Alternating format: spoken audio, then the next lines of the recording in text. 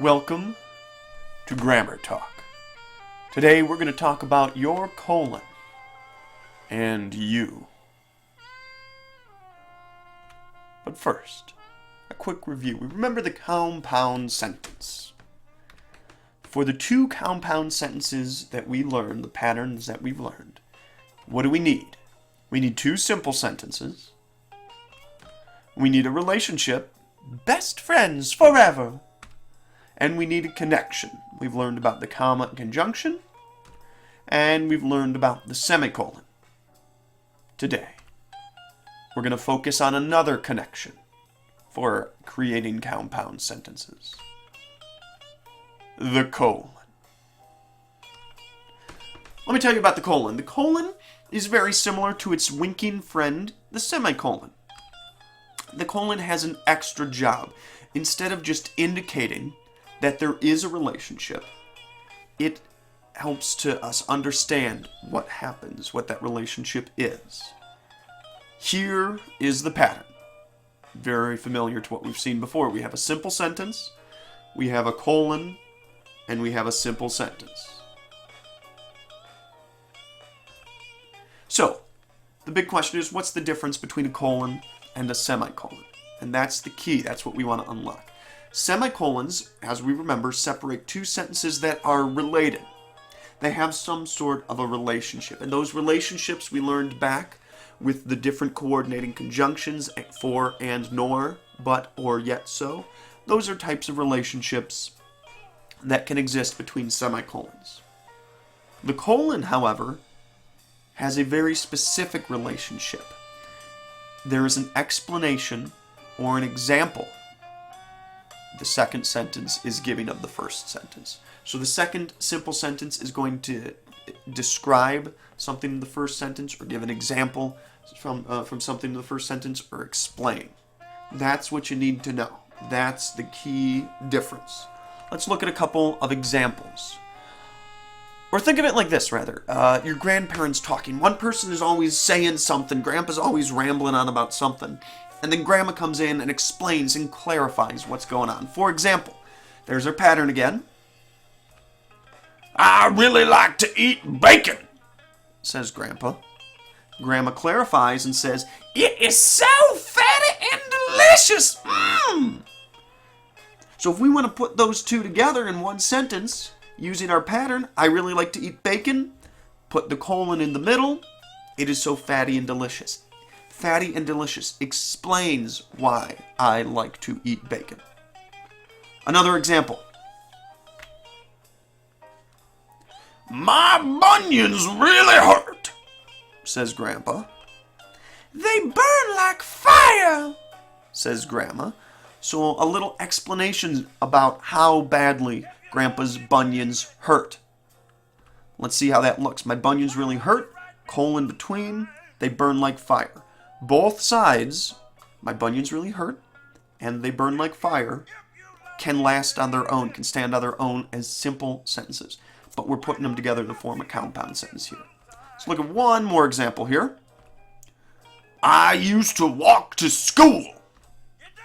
It was 10 miles away. Again, two simple sentences. There's an explanation going on, or a little example.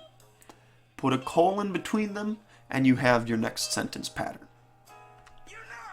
There are two variations to this pattern that we're going to want to make sure we know as well. They're both used to separate simple sentences, semicolons and colons are. However, colons can do a couple of other things that semicolons can't. For example, colons can introduce a list after a simple sentence. For example, the Greasy Spoon restaurant had several house specialties. Now we could put a period there and start a new sentence, because if the Greasy Spoon restaurant had several house specialties, that's a simple sentence. We can put it there. But here comes an example of what those house specialties are. So we can put a colon there and we can list them off. A hot turkey sandwich, a roast pork dinner, a walleye platter, and a barbecued chicken wing basket. So that list comes after a simple sentence, and then after a colon, and then you can have that list.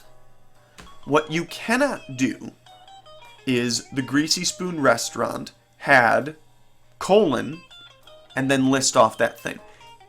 It has to be a simple sentence, a colon, followed by that list. So that's one variation of the colon. Make sure you write this pattern down. And then there's one other variation, 2.0. A variation to add emphasis to a word or phrase after a simple sentence. That emphasis is important. So let's look at this example. The preoccupied burglar didn't notice who was standing right behind him. Colon, a smiling police officer. So it really emphasizes that smug cop standing right behind that burglar who's about to be arrested.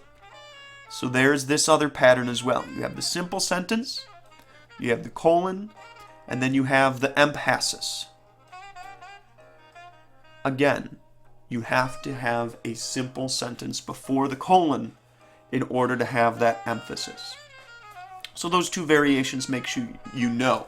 Regardless, a colon is always, always, always going to indicate an explanation or an example coming after a simple sentence. Make sure you know that. All right, we're going to play a quick game. Colon or semicolon? What belongs between these two ideas? There are many places to visit. Iran is one of them.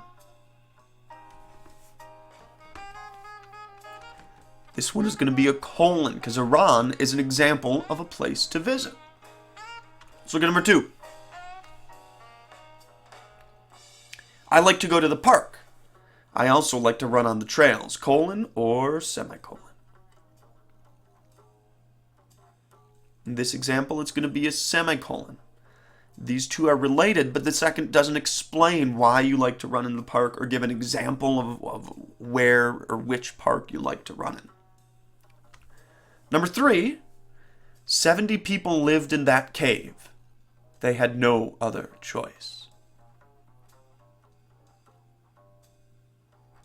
This one is a colon. The second statement explains why they were living in that cave. Why are they in that cave? They have no choice. They have to. So an explanation. Last one here. A man chooses, a slave obeys. Colon or semicolon? This one is a semicolon. The second statement about slaves is related, but it doesn't explain. It doesn't give an example. And those are the two key words, explain and example. That's what colons do.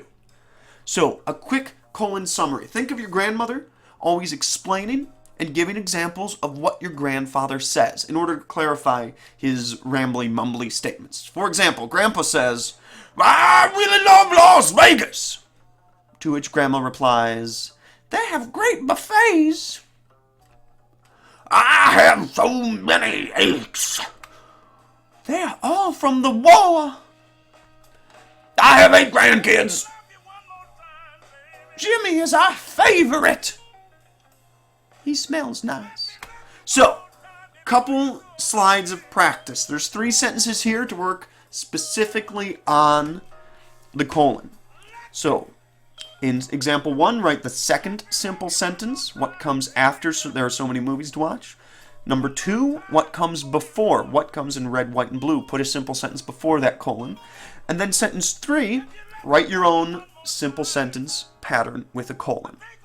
So you may want to pause it here to write these down, because then there's one more slide of practice. We're going to go all the way back to the beginning and make sure we're practicing all of our patterns, make sure we're getting everything right. So, pattern 1 through 5 and those 2 colon variations, make sure you've got those jotted down, ready to show in class. Thanks for watching. Good grammar.